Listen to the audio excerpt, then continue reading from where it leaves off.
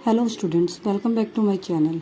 हमने last class में अलग अलग पॉलीगॉन के बारे में पढ़ा था कि कौन कौन से पॉलीगॉन होते हैं, कर्व्स, सिंपल कर्व, कर्व्ड, अलग अलग तरह के हमने पॉलीगॉन पढ़े थे।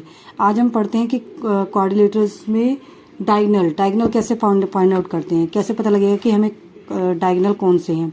तो हम जैसे देखते हैं कि पहला है हमारा कॉन्वेक्स क्वाड्रिलेटरल। इसके बारे में मैंने आपको बताया था कॉन्वेक्स क्वाड्रिलेटरल क्या होता है। कॉन्वेक्स क्वाड्रिलेटरल होता है ये हमारा एक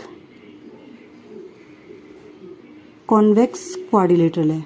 क्या है ये? Convex quadrilateral. कॉन्वेक्स क्वाड्रिलेटरल की क्या पहचान होती है कि इसके वर्टिसाइज जो हैं बाहर की तरफ होते हैं। ये हमारे वर्टिसाइज बाहर की तरफ है और इसका जो ईच एंगल जो है लेस देन 180 डिग्री होगा। इसको हम कॉन्वेक्स क्वाड्रिलेटरल बोलते हैं। इसको हम नाम दे देते हैं ए, बी, सी और डी।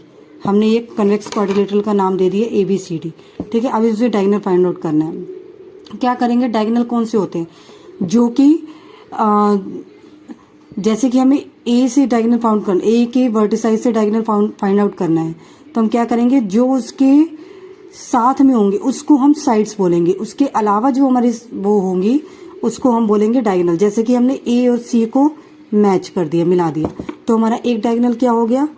ए सी। ठीक है, ए को हम बी से अगर मिलाते हैं तो ये हमारी साइड्स है। ए से अगर हम डी को मिलाते हैं तो ये भी हमारी साइड्स है। मींस जो हमारी साथ वाली साइड्स को, साथ वाली लाइंस को हटा के जो हमारे मैच होते हैं, जो मिला सकते हैं जिनको हम, उसको हम बोलते हैं डायगोनल। जैसे ए सी। ऐसे ही बी को अगर हम देखें तो बी को हम डी से मिला सकते हैं, बी को सी से नहीं मिला सकते क्योंकि ये भी साइड है, बी को ए से नहीं मिला सकते क्योंकि ये भी साइड है। तो सेकेंड हमारा डायगोनल क्या हो गया?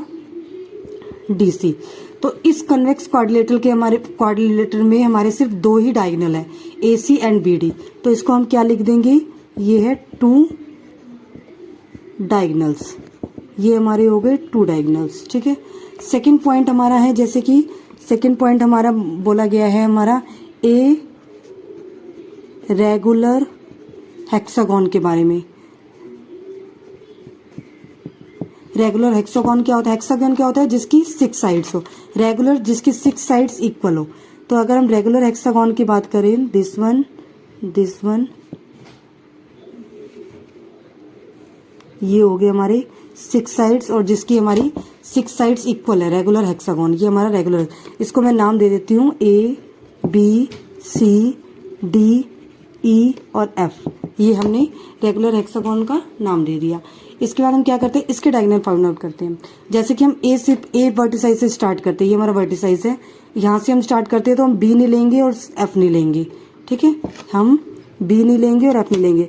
हमने ए को ई से मिला दिया, ए को डी से मिला दिया और ए को सी से मिला दिया। तो हमारे 3 डायगोनल कौन से हो गए? ए सी, ए डी और ए। हमारे 3 डायगोनल तो ये हो गए। सेकंड बी से हम स्टार्ट करते हैं। बी से हम ए को नहीं मिलाएंगे और सी को नहीं मिलाएंगे क्योंकि हमारी साइड्स कहलाएगी। बी को हमने एफ से मिला दिया, बी को हमने ई से मिला दी और बी को हमने डी से मिला दिया। तो हमारे क्या क्या हो गए?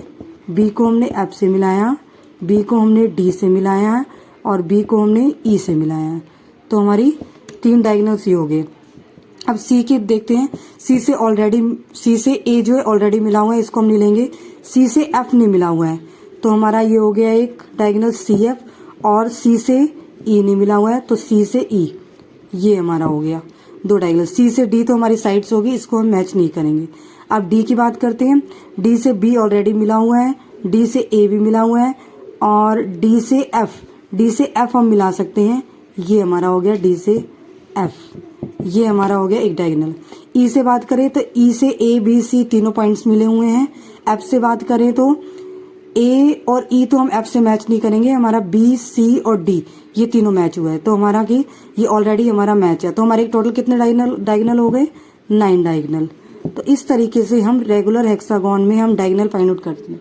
इसका एक तरीका और है, इसका मैं आपको सेकंड मेथड और बता देती हूँ डायगोनल फाइंड आउट करने का। क्या होता है? इसका एक फॉर्मूला है जिसको हम बोलते हैं n-3 अपॉन में 2। n क्या है यहाँ पे? नंबर ऑफ साइड्स है यहाँ पे n। नंबर ऑफ साइड्स की बात करें तो हमारे पास नंबर ऑफ साइड्स कितनी? हेक्सागोन 6 6 माइनस 3 अपॉन में 2, ये आ गया। 2 के टेबल पे 6 3 पे गया, 3 मल्टीप्लाई 6 में से 3 गया 3, 3 3 जा 9। तो हमारे पास इससे कितने डायगोनल आ गए, हमारे पास 9 डायगोनल्स आ गए। ठीक है, तो ये हमारे पास रेगुलर हेक्सागोन के कितने डायगोनल आ गए, 9 डायगोनल्स आ गए। ठीक है, अगर हम थर्ड पॉइंट की बात करें, थर्ड पॉइंट हमारे पास है सी पॉइंट है ट्राइंगल। ट्राइंगल बना लेते हैं। अब हम ट्राइंगल के बारे में बात करते हैं।